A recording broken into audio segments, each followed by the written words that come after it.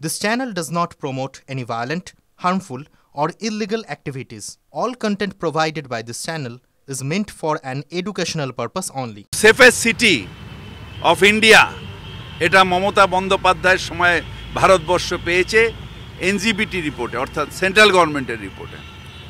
Mamata Banerjee is capable of diving every বলিষ্ঠ নেতৃত্ব যাকে বলে সে নেতৃত্ব দিতে সক্ষম। সুতরাং কাউকে এটা নিয়ে মাথা ঘামাতে হবে না। আমি অভিষেকের ব্যাপারে জানবো না, কারণ বলবো না, তার কারণ হচ্ছে অভিষেক আমাদের সন্তান, ঠিক টাইমের সেগুলো আসবে। কিন্তু Mamata Banerjee is capable of doing everything.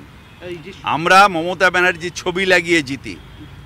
যারা বড় বড় কথা বলে না তাদের বলবো যে মমতা ব্যানার্জির ছবিটা সরিয়ে দিয়ে একটা ইলেকশন জিতে দেখো। করেছে তো, ল্যান্ড ডিপার্টমেন্ট অলরেডি করেছে, কেস করেছে, এফআইআর করছে তো। এগুলো এখন নতুন হয়নি, এগুলো বামফ্রন্টের আমল থেকে ভরাট হয়েছে। আসলে এখন না একটা অরাজকতা তৈরি হয়েছে। এটা শুধু এখানে না, সারা ভারতবর্ষ জুড়ে একটা অরাজকতা, একটা ইরিটেশন হচ্ছে মানুষের মধ্যে। তার কারণ একটা গভর্নমেন্ট তারা ফর দ্য পিপল হবে।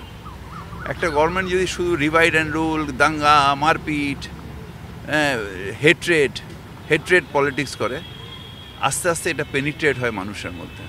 এটা কাম্য না। আমরা আগের থেকেই স্টেপ নিয়েছি যে আমরা দিল্লি হতে দেব না।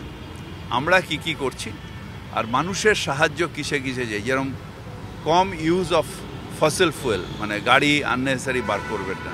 পুরনো বাস এখন বেশি না চালানো উচিত। আর আমরা যেরকম স্প্রিংকলার দেওয়া, ফগ মেশিন দিয়েছি, দু একটা পয়েন্ট ছাড়া কিন্তু এখনও আমাদের কন্ট্রোলের মধ্যে বায়ু দূষণ আছে।